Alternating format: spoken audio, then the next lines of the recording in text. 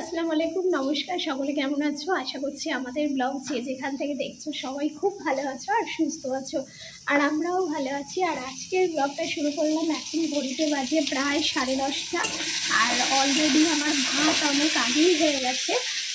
ভাত হয়ে গেছে, তরকারি প্রায় হয়ে এসছে, মানে একটা তরকারি হয়ে এসেছে। আর চলো দেখাই। এইদিকে দেখো, এখানে আজকে দিয়েছি হচ্ছে পালং শাক আর হচ্ছে শিম আলু, এইটা দিয়ে একটা নিরামিষ মানে চচ্চড়ি, মানে এতে কোনো মাছ টাছ কিছু দিইনি। নিরামিষ বলতে কি, আদা রসুন পেঁয়াজ সবই দিয়েছি, মানে এইভাবে একটা বড়ি দেবো শেষে একটু। তো এই পালং শাকটা করছি। আর আজকে হবে রুই পোস্ত, আজকের রেসিপি আমাদের রুই পোস্ত। তো এই রান্নাটা হচ্ছে, আর মাছ হবে।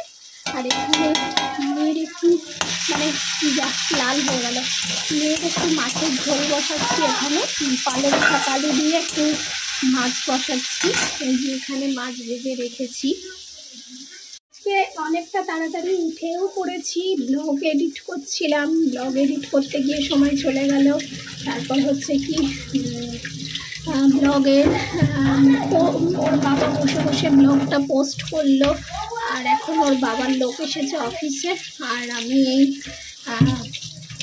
রান্নাবান্না সারছি। তো ব্লগটা শুরু যখন করেছি, তোমরা দেখো, দেখতে থাকো, আশা করছি ব্লগ তোমাদের ভালো লাগবে। তো আজকে সারাদিনে কী কী করি না করি সমস্তটাই তোমাদের সাথে তুলে ধরবো, আর সমস্তটাই তোমরা দেখতে পাবে। আর মেয়ের এই যে সামান্য একটু একটু করে মশলা দিয়ে একটা মাছের ঝোল বানিয়ে দিচ্ছি পাতলা করে। ওই ঝোল মানে ওর একটা তো মেন্টাল সেট আপ হয়ে গেছে, সেটা তো দেখালাম যে ভাত দিলে ও ভুলে ফেলে, চিবিয়ে খায় না। 2 বছর বয়স হয়ে গেছে, এখনো কিছু চিবিয়ে খেতে শেখেনি। যাই হোক, যবে খাবে সেটা নিয়ে চাপ নেই, যেভাবে চলছে চলুক। আর এদিকে হচ্ছে রান্নাটা হচ্ছে, এটা একটুখানি চাপা দেবো। দেখো বড়ি ভাজছি, বড়িটা প্রথমেই ভেজে নেওয়া উচিত ছিল, কিন্তু ভুলে গেছি, মানে মাথা থেকে বেরিয়ে গেছে। তো এখানে হচ্ছে বড়িটা ভাজছি, আর তরকারিটা প্রায় হয়ে এসেছে। আমি এবারে দিয়ে দেবো, কারণ বড়িগুলো দিলে আবার ঝোলটা টেনে যাবে। তো সেই জন্যে যে বড়ি ভাজা হয়ে গেছে। আর এদিকে এসে গেছে। গুড মর্নিং বন্ধুরা, আজকে নতুন রেসিপি নিয়ে হাজির।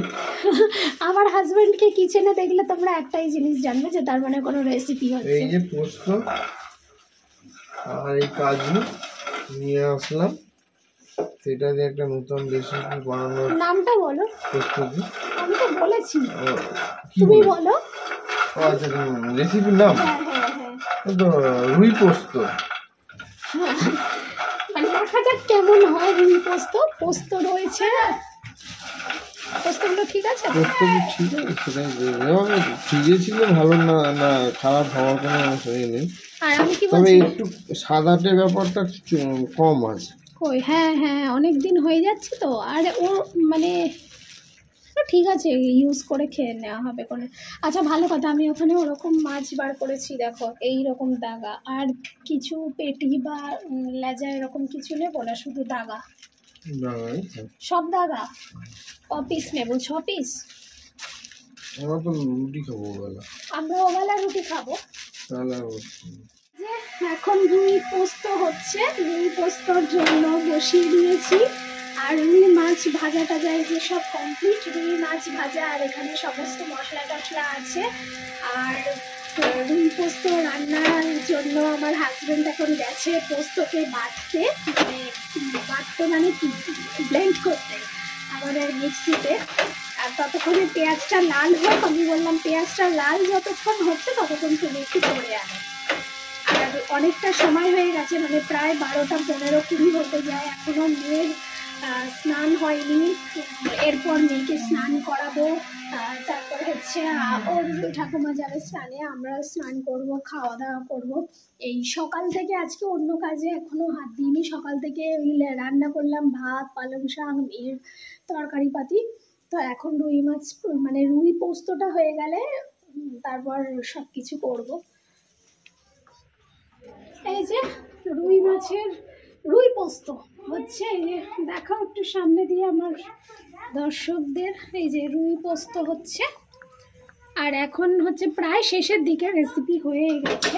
এবারে হচ্ছে এই বাসন টাসনগুলোকে আমাকে ধোয়াধুয়ি করতে হবে, তারপর মেয়ে স্নান করবে, তারপর আমরা স্নান করব, তারপর খাওয়া দাওয়া। কি মা কি আছে? ও মাই গড, তুমি খুলেছো কেন রুমটা? বেলুন নিয়ে এসো, বেলুন বেলুন মামা, বেলুন বেলুন নিয়ে এসো, দৌড়ে যাও। তো ওখানে খেলা করছে, আর ততক্ষণে বাসনটা ধুয়ে নিয়ে তারপর ওকে স্নান করাবো। রান্না হয়েই এসেছে আমার।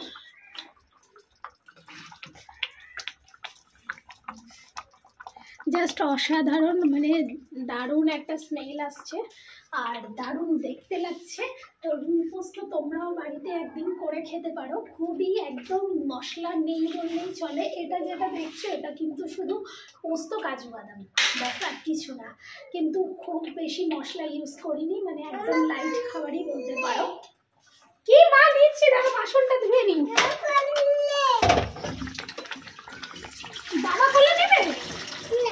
এই যে এখন মাম্মামের খাবার নিয়ে চলে এসেছি। পালং শাক আলু দিয়ে মাছের ঝোল করেছিলাম, সেটা এখন মাখিয়ে নিচ্ছি। আর হচ্ছে কি, আমি এখনও পর্যন্ত স্নান করিনি, ওর বাবাও স্নান করেনি। আমি খাইয়ে টাইয়ে নিয়ে স্নান করতে যাবো, তারপর ওর বাবা যাবে। এদিকে দেখো মাম্মাম জানলা দিয়ে উঁকি মারছে, আর আমি এখন টপ টপ করে ওকে খাইয়ে দিয়ে স্নানে যেতে পারলেই বাঁচি। মজা মামা, মজা দুষ্টু মজা। দেখো তো আজকে কি সুন্দর রান্না করে দিয়েছি আম্মুকে। আম্মু কিন্তু মজাই খাবে আজকে রে। চলো আমরা খাওয়া রুমে চলে এসেছি, আর আমাদের আজকের মেনু চলো তোমাদের দেখাই। হ্যাঁ আমি ভয় পাচ্ছি।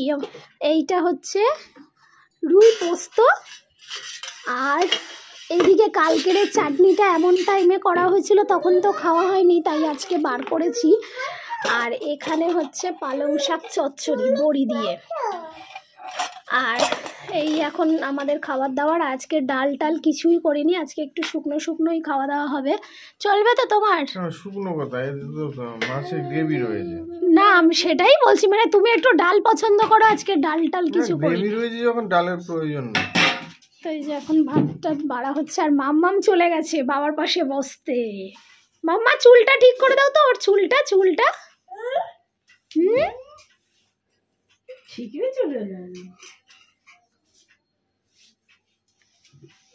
পালং শাক, পালং শাক কোনটা দিয়ে তুলবো? ওই তো ওই বড় হাতাটা দাও, ওটা দিয়ে তোলো। ওটা দিয়ে কি চাটনি? ওটা চাটনি। পালং শাক, পালং শাকে কি কি দিয়েছো?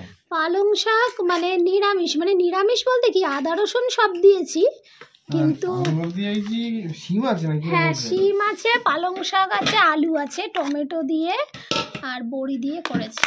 ওই রুটিতে বেশি লাগবে না। গ্রেভিটা দারুণ হয়েছে, অসাধারণ। নাহলে আমি নর্মালি কি আর দুপুরে ভাত বেশি নিই না, তো একবার ভাত নিয়েছে, নিয়ে আর সামান্য আবার একটু ভাত নিলেও বলছে গ্রেভিটা এত ভালো হয়েছে। আর সত্যি গ্রেভিটা কিন্তু অসাধারণ, পুরো অনুষ্ঠান বাড়িতে যেরকম রুই কাতলা মাছের যে রেসিপিগুলো হয় সেই রকমই টেস্ট হয়েছে। এগুলো কি এমনি ভাতেও ভালো লাগছে, আবার ফ্রাইড রাইস হলে ভালো লাগবে আরো। ফ্রাইড রাইস বা পোলাও জাতীয় কিছু। এমনি এতে কি খারাপ লাগছে? নর্মাল ঘরের ভাতের চালের ঠিক আছে, দুপুর হলে আর একটু ভালো লাগলো। অসাধারণ রেসিপি, তোমরাও কিন্তু বাড়িতে এইরকম রেসিপি করতে পারো। তো বন্ধুরা দুপুরে খাওয়া দাওয়া সারার পর টান একটা ঘুম দিয়েছি, প্রায় মানে 1 ঘন্টা 15-20 মিনিট কি 1.5 ঘন্টার ওপরে, মানে চোখ টোক সব ফুলে গেছে দেখো। মানে এত মানে অনেক দিন পর যে এইরকম ঘুম, মানে প্রায় 3:15-20 শুয়েছি, আর চোখ খুলেছে তখন 4:45। তো যাই হোক, আর রুই পোস্ত দিয়ে এত জমিয়ে ভাত খাওয়া গেছে, সত্যি কথা। ওই ধরনের তোমরা সাদা ভাত, ফ্রাইড রাইস যার সাথেই মানে সার্ভ করো না কেন, হেভি একটা রেসিপি। তোমাদের একটাই কথা বলবো, রুই পোস্তটা বাড়িতে অ্যাটলিস্ট বানিয়ে দেখো।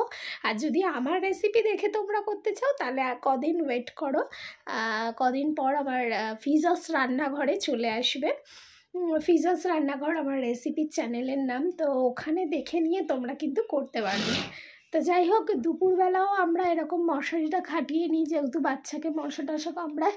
আর সে আমার বাচ্চা এখনও ঘুমাচ্ছে, উঠেনি, আর ওর বাবাও ওই যে বসে আছে ভিতরে। তো যাই হোক, আটা মাখা হয়ে গেছে, উঠে আটা মাখলাম, মেয়ের দুধ গরম করলাম, এবার একটু খাওয়াবো। একদম ঘুম দিয়েই যাচ্ছে আমার মাম্মা। মা উঠে পড়লো, কই আমার আম্মু না? উঠে পড়ো, উঠে পড়ো, উঠে পড়ো, উঠে পড়ো, উঠে পড়ো, আম্মু উঠে পড়ো, উঠো উঠো উঠো উঠো। মাম্মা ওঠো, ও পড়ি পড়ি, ওঠো। ঘেমে গেছে না? ঘামেনি। তো বন্ধুরা, দোকান থেকে চলে এসেছি, আর যত দিন যাচ্ছে ভাবছি শীত চলে যাবে, কিন্তু শীত না গিয়ে শীত আরও ফিরে আসছে ব্যাকে। তো যাই হোক, এখন এসে রুটি করলাম, আর মেয়ে গান শুনছে। বন্ধুরা, ডিনার তো করে নিয়েছি, রুটি খেলাম রাত্রে। তো এই যে আমার মাম্মাম এখন এখানে।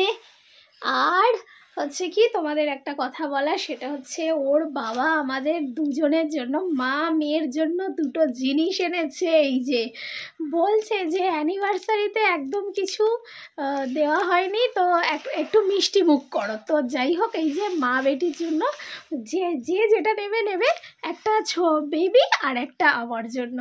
তো তোমাদের সকলকে এই চকলেটের ভালোবাসা জানিয়ে আজকের এই ব্লগটা শেষ করব। আজকে অনেক রাত হয়ে গেছে, তো সবাই ভালো থেকো, সুস্থ থেকো। আর আমার হাজব্যান্ডের হাত থেকে এইরকম একটা গিফট পাওয়ার জন্য ফ্রন্ট ক্যামেরা একটু থ্যাংক ইউ বলে দিই। থ্যাংক ইউ, অসংখ্য ধন্যবাদ তোমাকে। Your welcome, always your welcome. তো চলো, আজকে ব্লগটা এখানে শেষ করছি, অনেকটা রাত হয়ে গেছে। আশা করছি তোমাদের ব্লগ ভালো লেগেছে, অবশ্যই কিন্তু কমেন্ট করে জানিও।